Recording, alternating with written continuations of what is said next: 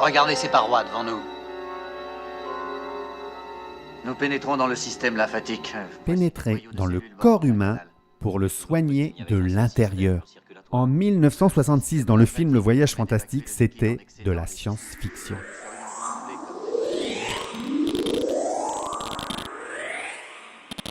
Vous avez tous entendu parler de radiologie, d'échographie, de scanner, d'IRM, d'imagerie médicale au sens large, qui permet d'avoir une vue d'une partie du corps humain et de son fonctionnement, et de porter un regard diagnostique.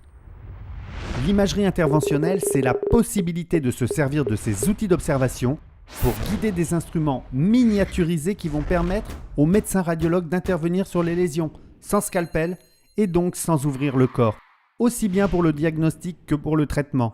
Parce que le radiologue interventionnel, c'est un médecin qui s'est spécialisé en radiologie et en imagerie médicale. Donc, comme tout médecin, il vous reçoit, vous diagnostique, vous traite et vous suit.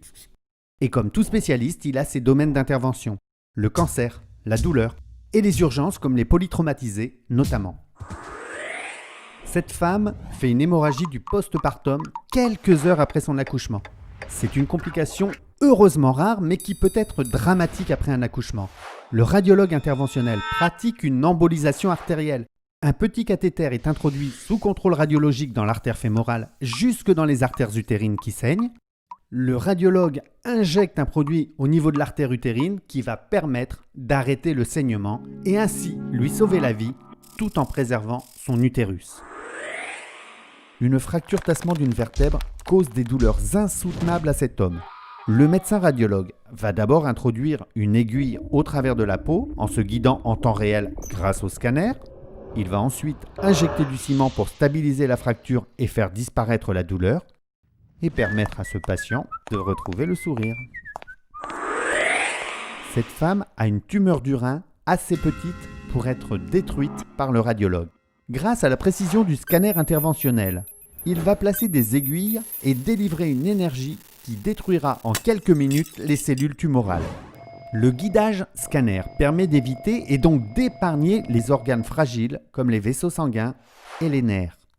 Ainsi traitée, cette femme évite une chirurgie du rein, une intervention avec plusieurs semaines d'arrêt de travail. Alors que là, avec ce traitement mini-invasif, elle pourra reprendre une activité normale dans 72 heures. Donc, comme vous pouvez le constater, l'imagerie interventionnelle évite, lorsqu'elle est possible, l'incision et les cicatrices. Et au-delà de l'aspect esthétique, elle a aussi l'avantage d'être mini-invasive, moins traumatisante pour l'organisme. Avec des temps de récupération plus courts, avec peu, voire pas de douleur, elle est de plus en plus compatible avec l'hospitalisation ambulatoire notamment, ce qui permet un retour au domicile le soir même, et elle peut s'adresser également à des patients dont l'état général est très altéré, car elle recourt le moins possible à l'anesthésie générale.